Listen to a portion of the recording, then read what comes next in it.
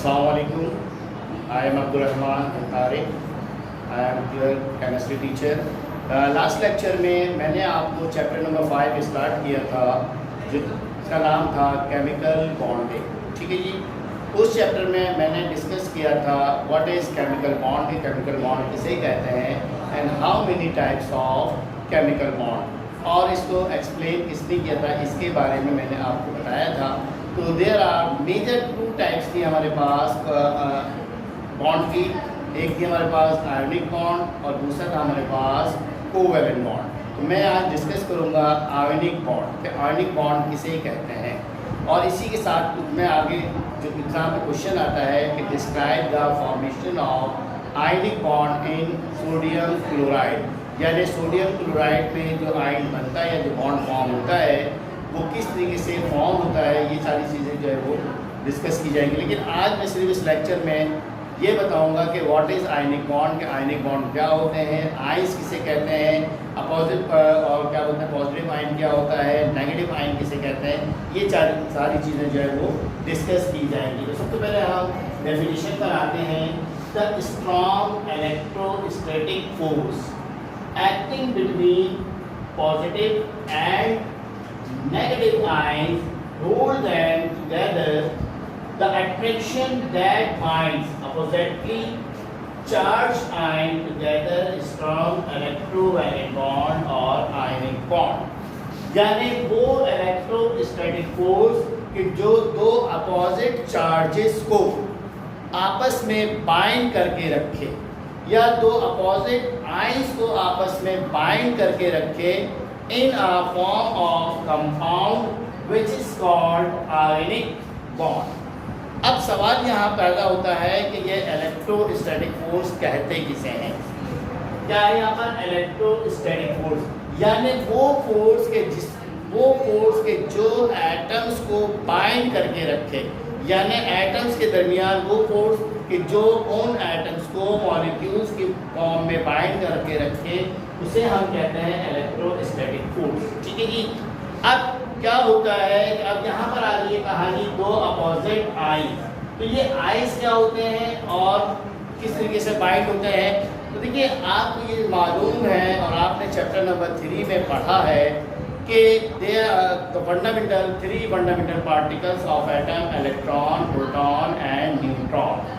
ये भी आपने पढ़ा है कि प्रोटॉन और न्यूट्रॉन जो है वो एटम के न्यूक्लियस में मौजूद होता है और इलेक्ट्रॉन जो है वो रिवॉल्व कर रहा होता है अराउंड द न्यूक्लियस, और उस अराउंड उस पाथ को जहाँ पर वो इलेक्ट्रॉन्स मूव कर रहे होते हैं उन्हें कहा जाता है शेल कहा जाता है।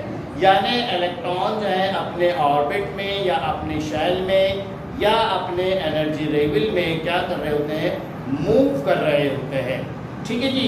हर एटम के अंदर नंबर ऑफ इलेक्ट्रॉन जो है वो रिप्रेजेंट करता है उसके एटॉमिक नंबर को, या नंबर ऑफ प्रोटॉन जो है वो रिप्रेजेंट करता है नंबर एटॉमिक नंबर को, कि किसी भी एटम में जितने प्रोटॉन होते हैं वही तादाद उसका एटॉमिक नंबर कहलाती है। अगर एटम न्यूट्रल है, एटम न्यूट्रल समझ आ रहा है, इट हैज नो चार्ज, तो नंबर ऑफ इलेक्ट्रॉन और number of proton are same. ठीक है जी। अब होता क्या है कि ये इलेक्ट्रॉन जो है मूव करते हैं, और इलेक्ट्रॉनिक कन्फिगरेशन भी आपने चैप्टर नंबर 3 में डिस्कस की थी कि distribution of electron in their shell which is called electronic configuration. अब उसी इलेक्ट्रॉनिक कन्फिगरेशन में हमें मिलता है वैलेंस शेल। वैलेंस शेल किसे कहते हैं, ऐसा shell outermost shell of the atom, it is called valence shell. और उस वैलेंस शेल में जो इलेक्ट्रॉन्स मौजूद होते हैं उन इलेक्ट्रॉन्स को कहा जाता है वैलेंस इलेक्ट्रॉन।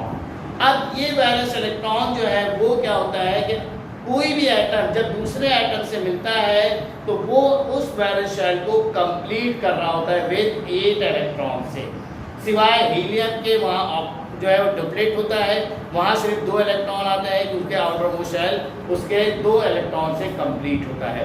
बाकी तमाम एलिमेंट्स में विद 8 इलेक्ट्रॉन से जो है वो शेल जो है वो कंप्लीट हो जाता है और एटम जो है वो स्टेबल हो जाता है और वो आपस में कंबाइंड हो जाता है। ठीक है जी। अब पॉजिटिव आयन और नेगेटिव आयन क्या है कि अगर किसी एटम के लास्ट मोस्ट शेल में लूजिंग ऑफ इलेक्ट्रॉन और gaining of electron which is called ions या which is called valency. Valence shell आपने भी सुना, और वैलेंस इलेक्ट्रॉन क्या है कि यानी ये लूज भी हो जाते हैं, बाहर भी निकल जाते हैं, और ये इंटर भी यानी अंदर भी दाखिल हो जाते हैं। ठीक है जी, एक सम फोर्सेस के जरिए। ठीक है, तो अब ये वैलेंस इलेक्ट्रॉन जो है इससे बन जाती है वैलेंसी।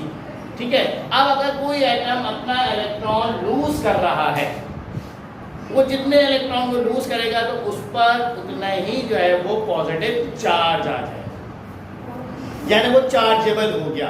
मसलन सोडियम एटम मेरे पास है, अब सोडियम हैज 11 इलेक्ट्रॉन। अब 11 इलेक्ट्रॉन है तो इसका कॉन्फ़िगरेशन क्या बनी, A में 2, L में 8 और M में 1। अब ये इसका वैलेंस इलेक्ट्रॉन है। अब इसको अपना ऑक्टेट कंप्लीट करने के लिए 7 इलेक्ट्रॉन की नीड है, जो एक इलेक्ट्रॉन के अंदर इतनी फोर्स नहीं है कि ये उन 7 इलेक्ट्रॉन को गेन कर सके या उनको अट्रैक्ट कर सके। तो क्या होता है कि ये अपना इलेक्ट्रॉन जो है वो लूज कर देता है।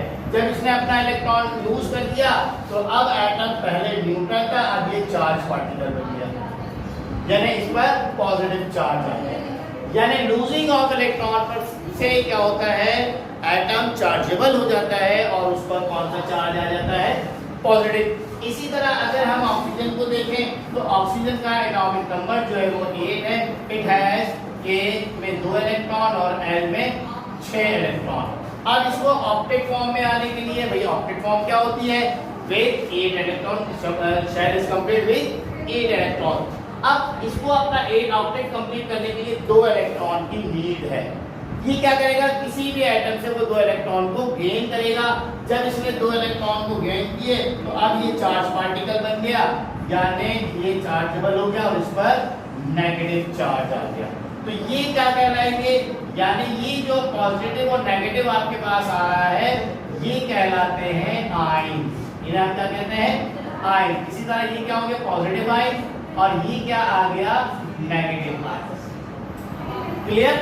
अब आयनिक बॉन्ड में क्या होता है कि यही आयंस आपस में कंबाइंड होते हैं, आपस में मिलते हैं, और मिलने के बाद इनके दरमियान एक इलेक्ट्रोस्टैटिक फोर्स जनरेट होती है, और वो इलेक्ट्रोस्टैटिक फोर्स इन पर अमल करती है, जो इन अपोजिट चार्ज पार्टिकल को आपस में बाइंड कर देती है इन अ मॉलिक्यूल और इन अ कंपाउंड। और इसी फोर्स ऑफ अट्रैक्शन को कि जो इन आयंस के दरमियान मौजूद है, इसी फोर्स ऑफ अट्रैक्शन को क्या कहा जाता है, आयनिक बॉन्ड। क्लियर हो गई बात। तो आयनिक बॉन्ड क्या है, अच्छा एक चीज तो ये आ गई कि जहां पर अपोजिट चार्ज पार्टिकल आपस में मिले और उनके दरमियान जो फोर्स ऑफ अट्रैक्शन है और उससे जो बॉन्ड फॉर्म होगा उस बॉन्ड को क्या कहा जाता है, आयनिक बॉन्ड। तो एक तो डेफिनेशन आ गई आयनिक बॉन्ड की ये।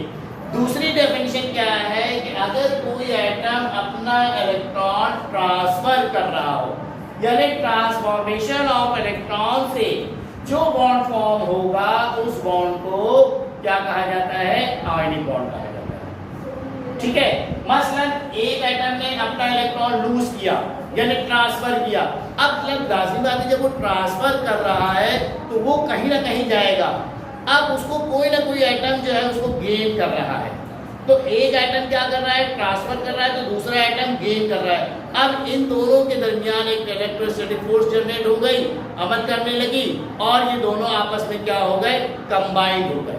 अब जब ये कंबाइंड हो गए तो इन्होंने एटम जो है वो, अब ये एटम से क्या बन गए, मॉलिक्यूल्स बन गए।